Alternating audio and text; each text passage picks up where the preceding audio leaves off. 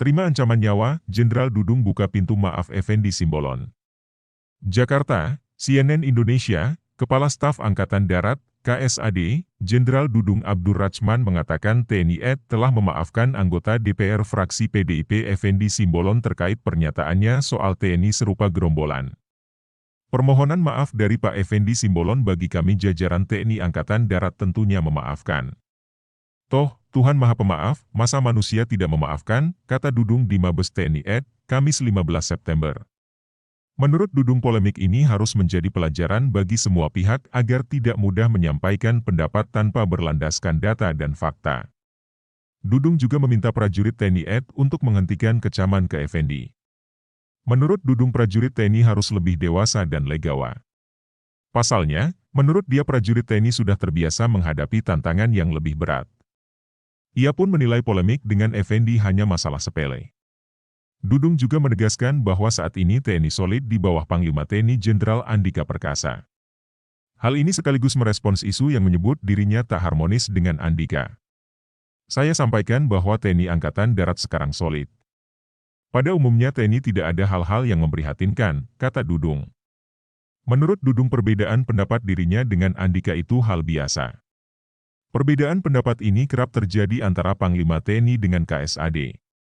Ia menyebut di setiap kepemimpinan memang kerap ada perbedaan antara Panglima TNI dengan KSAD. Ia mencontohkan Andika saat menjabat sebagai KSAD juga sempat berbeda pendapat dengan Panglima TNI Marsikal Hadi Cahyanto. Kemudian, Jenderal Mulyono saat menjabat sebagai KSAD juga pernah berbeda pendapat dengan Panglima TNI saat itu Gatot Nurmantio. Kalau saya dengan Panglima TNI ada perbedaan pendapat dan sebagainya itu biasa. Zaman Pak Hadi dengan Pak Andika. Zaman Pak Gatot dengan Pak Mulyono itu biasa, jelas dia.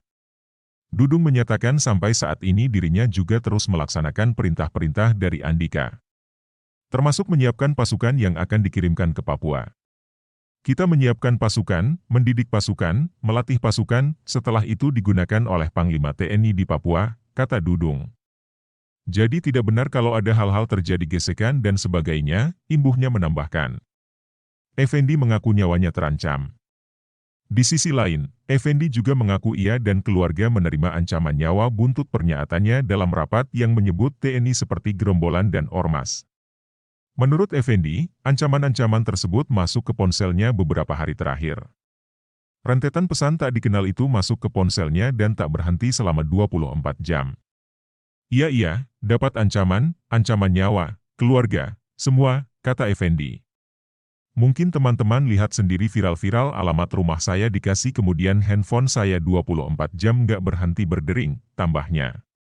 Effendi mengaku telah mencari tahu dan menyelidiki pihak yang mengancam dia dan keluarganya. Namun begitu, ia menegaskan tak akan mengambil jalur hukum untuk menyelesaikan persoalan tersebut. Effendi menyayangkan berbagai bentuk intimidasi kepada dirinya. Dia menilai dirinya tak pantas menerima berbagai macam intimidasi tersebut.